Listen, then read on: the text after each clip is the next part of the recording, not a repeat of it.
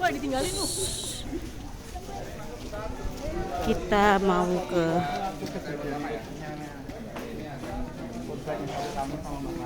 warga yang terkena dampak erupsi Merapi. Nah, di sini adalah wartawan sebenarnya. Jadi wartawan ini mau meliput, tapi kondisi di sini sangat parah. Jadi mau nggak mau wartawan ini ikut membantu atau sebagai relawan. Nah, sedangkan ini baru yang sampai ke kota atau di Jogja. Nah, jadi kurang lebih keadaannya seperti ini waktu kejadian erupsi pada tahun 2010. Oke, kita masuk lagi. Oke, getur kita pokoknya. Ya, di sebelah sini ini ada jam erupsi Merapi atau bisa dibilang saksi bisu. Nah, jadi saat awan panas melewati kampung ini atau kampung Petung itu tepat di jam 12:05 pukul malam. Nah, jadi sudah masuk pada hari Jumat tanggal 5 November 2010. Oh gitu, itu. Jadi lerehannya itu saat awan panas melewati tepat di jam 12:05. Dan itu nggak ada apa ya, nggak ada tanda gitu. Apa gempa dulu dikit gitu nggak ya? Sebelumnya memang ada gemuruh. Sehari sebelum dia kejadian itu gemuruh. Nah, sedangkan yang di dinding ini adalah letusan Gunung Merapi pada tahun 2006 dan 2010 itu digabung.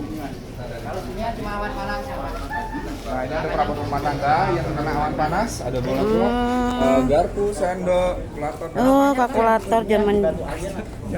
Oh, nggak boleh pegang. Maaf, maaf. Maaf ya, guys. Nah, Ih, dikoin-koin. saking panasnya, suhunya kurang lebih 400 sampai 800 derajat Celcius. Nah, saking panasnya itu gelas, kaca itu sampai meleleh. Suhu dahsyat. Nah, ini Kali Adem atau yang dikenal bunker Kali Adem. Nah, dulunya itu tempat wisata juga, namanya Kali Adem. Itu biasa dikunjungi sebagai tempat camping, perkemahan. Namun sekarang sudah nggak boleh lagi. Kenapa tuh, nggak bahaya ya? Karena ya memang kondisi Merapi itu selalu aktif, terus nggak ada yang tahu Kapan meletusnya. Meletusnya turun ke arah sana. Oke. Nah, ini Kita sambil belajar ya. daerah bunker Kali Adem sebelum dan sesudah terkena erupsi Merapi. Nah, sedangkan ini adalah bunker ini adalah tempat persembunyian sementara dari awan panas. Nah, jadi bunker ini dibangun pada tahun 2001. Kondisinya seperti ini waktu diresmikan.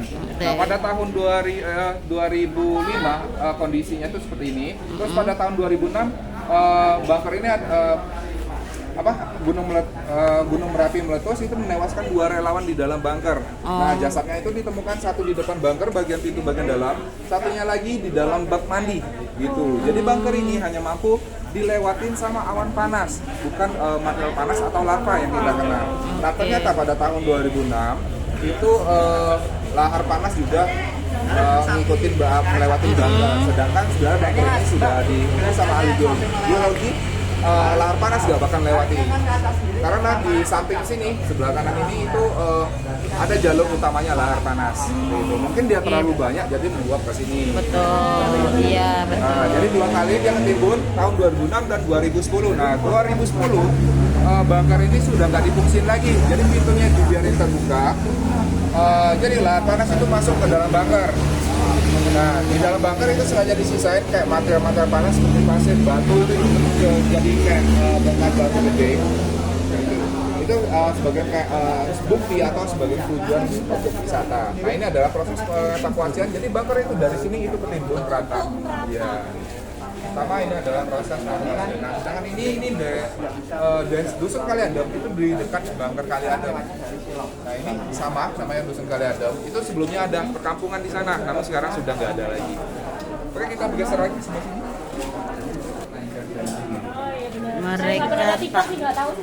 Merapi tak pernah ingkar Jadi janji. ini adalah proses pemakaman massal yang barusan kita lewatin tadi. Jadi ini totalnya 21 orang yang nggak bisa dikenal identitasnya. Nah, ini adalah korban-korban erupsi pada tahun 2010. Nah, sedangkan yang ini adalah kondisi yang masih hidup dan yang sudah meninggal itu dijadiin satu waktu proses pengevakuasian. Karena ya takut ada letusan susulan, mau nggak mau korban itu dijadiin satu yang meninggal dan yang masih hidup. Nah, sedangkan ini mbaknya sebagian kakinya terkena awan panas dicampur shock, itu nggak sanggup lagi berjalan, jadi mau nggak mau dimopong. Masih hidup. Nah, seperti yang kita foto ini, jadi waktu kondisi Abu Merapi itu cuaca lagi hujan. Jadi yang turun itu bukan air, melainkan apa sih? Iya, bercampur Lumpur sama ya. lumpur ya, bisa dibilang lumpur ya itu. Jadi kondisinya seperti ini. Sedangkan abu itu juga kayak lengket. Iya, lengket banget. Gitu. Jadi susah untuk dihilang. Kayak semen lah. Oh, kayak semen. Nah, ini ada kondisi sapi yang terkena awan panas, ada juga kerajaan. Nah, sedangkan ini kondisi masih hidup yang terkena awan panas. Karena setelah 1 hari atau 2 hari sapinya mati. Ya. Ya Allah tuh sapi terbengkalai. Ya, itu daerah di atas lagi itu. Allahu Akbar. Insyaallah. Oke, kita geser lagi ke sana. Oke. Sebelah sini ini adalah kondisi rumah ini.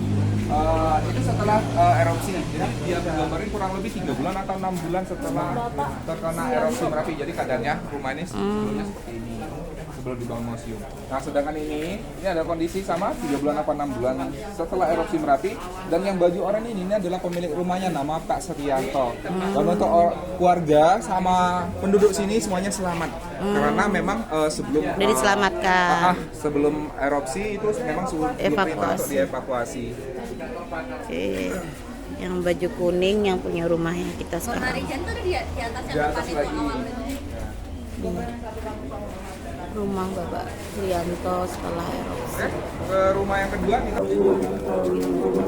Ini kita rumah kedua.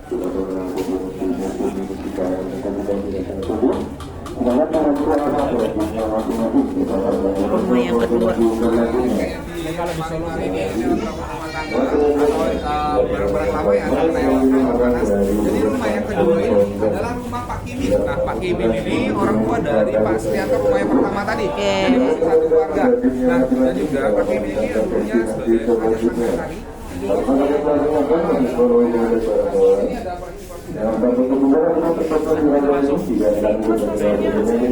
ya, nah, jadi untuk tiang-tiang berwarna hitam itu masih asli yang terkena awan panas. Jadi masih kelihatan kokoh, kuat, itu dipertahankan. Jadi ini adalah alat musik yang biasa digunakan Pak Kimin. Ayah, selamat. Kamu Pak Kimin sekarang sudah almarhum. Memang faktor usia dari Pak Kimin. Oke. Tapi kalau Pak Sriantonya masih ada, Pak? Apa? Pak Sriantonya masih ada? Masih ada Pak Srianto. Di mana sekarang, Pak? Sriantonya kadang kadang di sini. Tapi terus turun lagi ke bawah. Oke.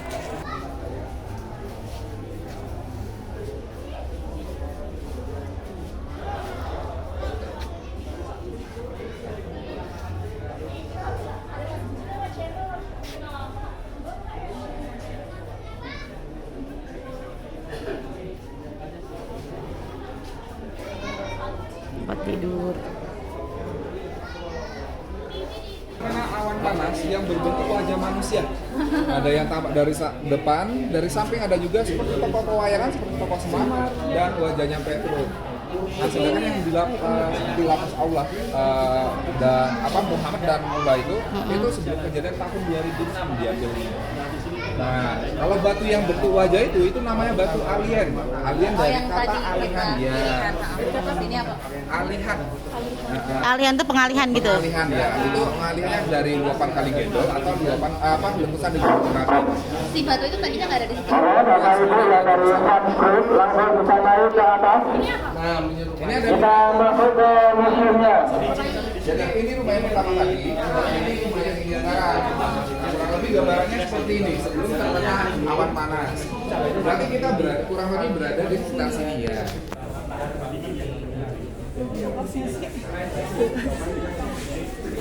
Kayak gini tadi rumahnya. Nah, kalau di sana jadi setelah lingkaran Gunung Merapi, ini ada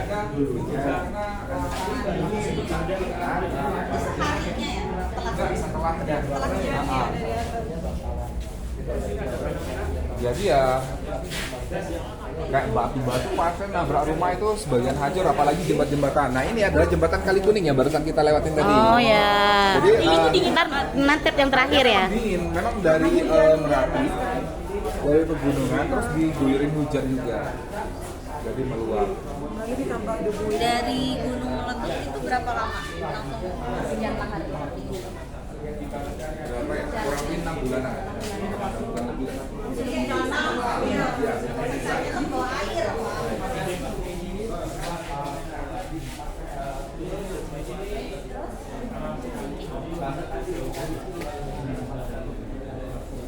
Ini toren ya?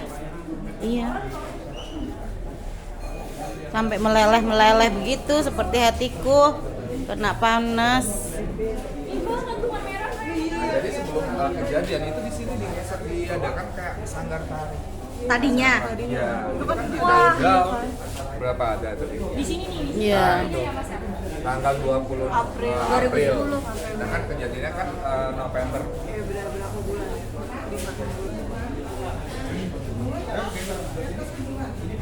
Tuh baju-baju. Nih, gosokan zaman dulu. Iya, gosokan zaman dulu.